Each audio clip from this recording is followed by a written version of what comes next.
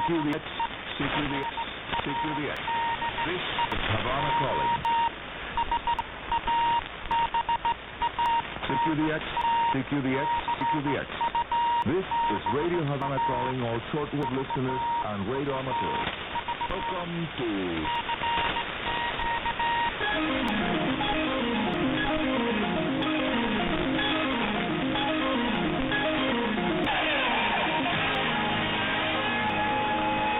DXers Unlimited, Radio Havana's weekly feature dedicated to the fascinating world of radio communications. Hola amigos, welcome to the middle of the week edition of DXers Unlimited. I'm your host, Arnaldo Arnicolo, Radio Amateur 2KK, now ready as always to bring to you several interesting Radio Havana related topics. But first, a short solar cycle activity update. The sun is once again moving along periods of very low activity with zero sunlight count for 24 days in a row. And also solar levels not sliding below 70 units. A very quiet one. Minimum solar cycle paid now. Now here's item 2 of today's show. Protecting the radios from transients induced into the antenna system, part 2. As I have said here many times, it is a very good idea to add on to any receiving site a receiver front-end protection unit to protect sensitive high-frequency and VHF receivers from high levels of radio frequencies. Only using large antenna arrays, although as a matter of fact, I would say that receivers front-end protection should be provided at all locations every time where an external antenna is used. As also explained recently here, in the particular case of multi-station radio amateur contest groups where receiver damage may occur from high-power stations operating in the same or adjacent frequency bands in the same room, it will prove to be impossible to keep the multi-transmitters contest station on the air without adding a very sophisticated device to protect the receivers.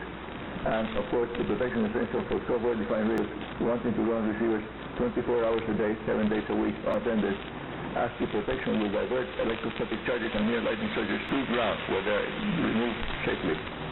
Now, how does it work? Amigos, the typical present-day well-designed and well-built protection unit has 3 levels of protection against overpower damage, electrostatic charge on the antenna, fast to ground, and nearby lightning surges that also are sent to ground. A gas discharge tube rated to take nearby lightning surges of 10,000 amperes is connected across the input socket of the radio. An isolation transformer connects between the 2 sockets. This isolates the output socket from any electrostatic charges on the input socket. If the unit is used as a raw protection device for a receiver, I recommend that the device is connected to a good earth-ground connection so that the excess energy picked up by the device can safely flow to ground.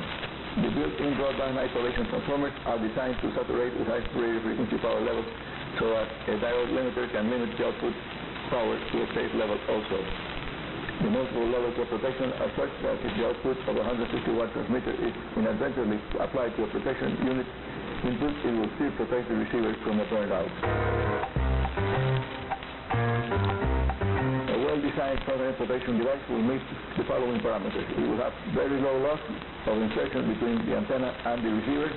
It will also allow feed-through power of 17 dB, about 10 watts input without damages. Amigos, I always wonder why designers of highly sophisticated high-frequency VHF commercial receivers and transceivers do not include the front-end protection that is certainly required to assure the survivability of the equipment in today's very complex electromagnetic world. By the way, even very primitive elementary protection of receiver front end seems to work quite well, although they will require frequent checks in order to be sure that back-to-back diodes used are not damaged. More radio related information coming up in a few seconds when DXers Unlimited middle of the week edition continues after a short break for station ID. I'm Arnicolo in sunny, beautiful Havana, Cuba. Amigos, this is your favorite shortwave radio station. This is Radio Havana Cuba on the air on the World Wide Web, providing you with a wide scope of interesting programs. We do QSL, we verify the station reports with a nice QSL card. You can send your signal reports and comments about our programs to info.rhc@enet.cu. Again, info.rhc@enet.cu. I'll do that phonetically now. India, November, Foxtrot, Oscar, Romeo, Hotel Charlie. The symbol for @ Echo, November, Echo, Tango. Symbol for dot, Charlie Uniform CU. Again, info rxd@net.cu.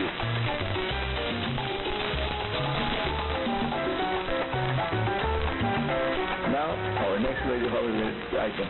Following the track of tropical severe weather events will be the job of many radio amateurs in the Caribbean now that the tropical hurricane season is about to start on June the 1st. Also, it will last until the 30th of November. Frequencies on the 20, 40, and 18 bands will be used regularly for establishing amateur radio emergency units of the Caribbean. By way of listening to the high-frequency communications links used by weather services that operate special aircraft known as hurricane hunters, used to be very interesting, but now those links use sophisticated serial protocols proving the classic day signals and single command voice by aircraft only for air traffic control communications. Distances of less than 200 miles from the national coast, between 110 to 136 MHz, some of those aircraft can be heard during the hurricane season. And now, amigos, before going to our tea, the latest propagation update. Very poor high-frequency propagation conditions due to the extremely low solar activity for the past 24 days in a row, and it doesn't seem to improve at all during the next few days, according to the most recent forecast. Send your signal reports to info@rxd@net.cu. As said before, also you can send your signal reports via airmail to Ani Coro. My last name is spelled Charlie Oscar Romeo Oscar. Ani Coro, Radio Havana Cuba, Havana, Cuba. And that's all for today. This is Ani Coro, Radio Amateur CO2KK, your host here at Radio Havana's DXers Unlimited, saying 73 and very good DX. Thanks, Ani Coro with DXers Unlimited, heard every week, twice a week here on Radio Havana Cuba, the weekend edition, which you just heard, and the midweek edition, which is on Tuesdays and Wednesdays, which is 3 days, as I say. Up next